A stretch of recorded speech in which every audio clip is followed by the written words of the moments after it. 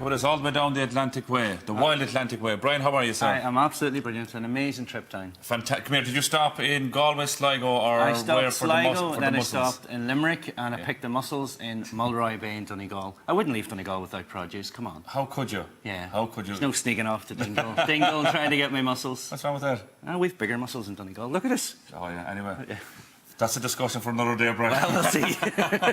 So what are we going to do with the mussels? Mussels are easy. They're so nutritious. The simple thing to do with them is very little. So I made the job easy today. Always onion, because you need a bit of onion there just for the bitterness as well. So once I have that chopped, I'm going to put the mussels straight into the pot and a bit of wine. Dahi, the reason for that is you need an acidicness with mussels in general. Think of fish and why do we serve lemon? Why do we serve wine? It cuts through the natural saltiness. Yeah. And that just balances it all out. So there you go. Quickly chopped an onion, some fresh garlic. And again, always use a fresh clove of garlic, never that press that you can buy and squeeze in because it's full of unnecessary ingredients. Okay, because you actually know what's inside in this. You do, and it's really, and that's good Irish garlic there as well, which is what you want. So that's it, garlic, onion chopped, and a pot with a lid on it. This is one of my favourites when you can get a good tight fitting lid like this because you're going to heat the bottom of that first and foremost now. A couple of things about the mussels, Dahi, is that if they're opened at this stage, you get rid of them. Okay. You just run them under cold water just to freshen them up. I think that's why people don't cook them at home because they're no more than myself, a small bit unsure of what state they should be in before they go in and when they come out then. Yeah, well, there's only a couple of things to remember. Firstly is that they're very cheap as well. They're about $3.50 a kilo, which is excellent. But when they are opened, now at this stage, you get rid of them. So what I've done there is I've just put them into... now, see that when you're doing it at home, get a bigger pot. Get a bigger pot, yeah. Don't worry, they won't go to waste either, Brian. In with the onions, in with the garlic, okay, and then you're going to tight fitting lid onto that just for a few minutes because they literally will sweat and open themselves up straight away. So you don't have to put any water or anything in with them? Just a splash of white wine. That's it? Yeah. Now, sometimes, funny, I would play around with a little bit of cider as well, some local cider. But the white wine into the base of that, you can see that that is steaming immediately. Season it up with some fresh black pepper and just put the lid on that then, Dahi, and walk away from it for a couple of minutes. What if you didn't want to put any alcoholic drinks in there, Brian? What would you use? Apple juice is quite nice in it, yeah.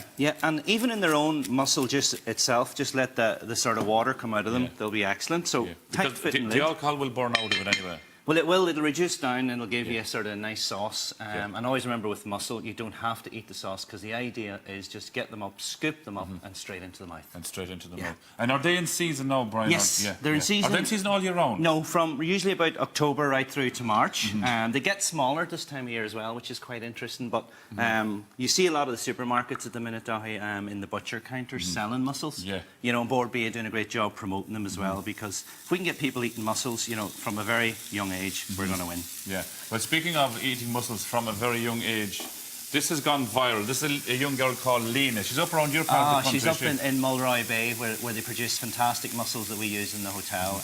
And this is a very natural video. And all the chefs love it because here's somebody at a very young age. We know how difficult it is to get customers, guys like you to eat mussels. Yeah, well, you have no problem getting meat eaten. Yes, have a look at Lena.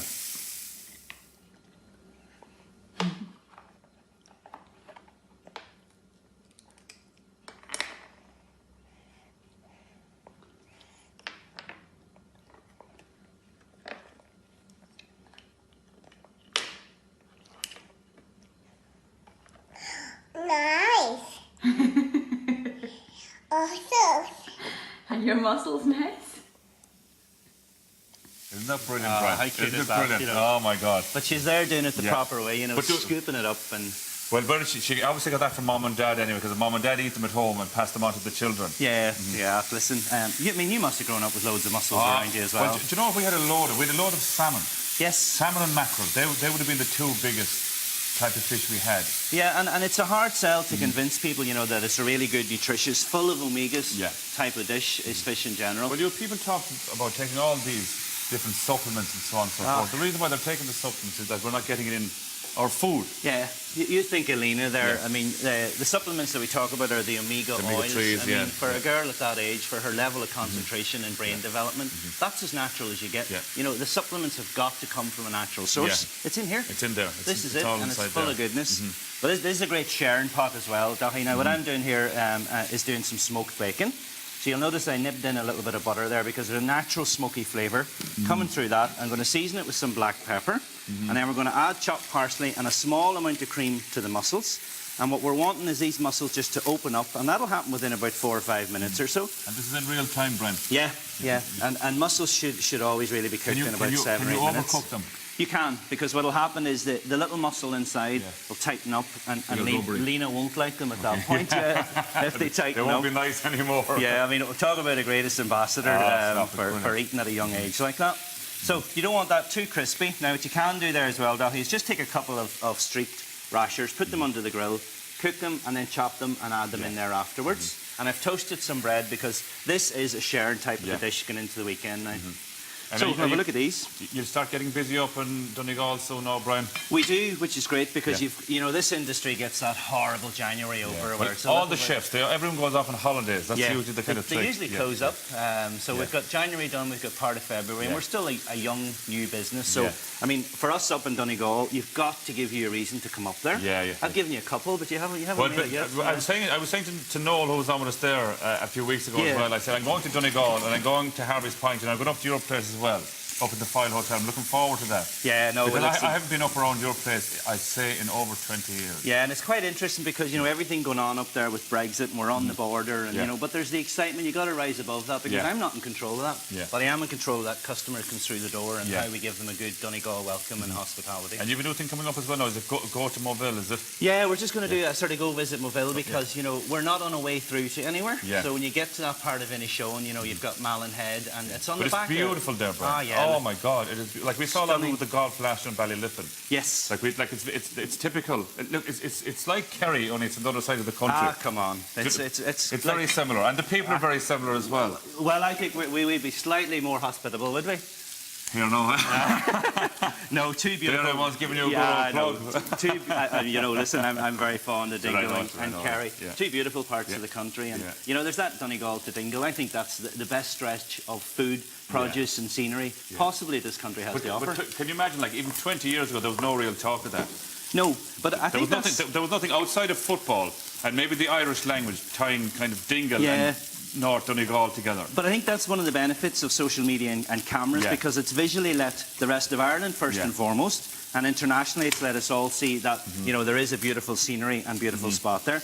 Now look at that, Daithí. Those mussels have opened up, fresh parsley onto them. The onion you want to keep slightly raw. The bacon just going on the top of those.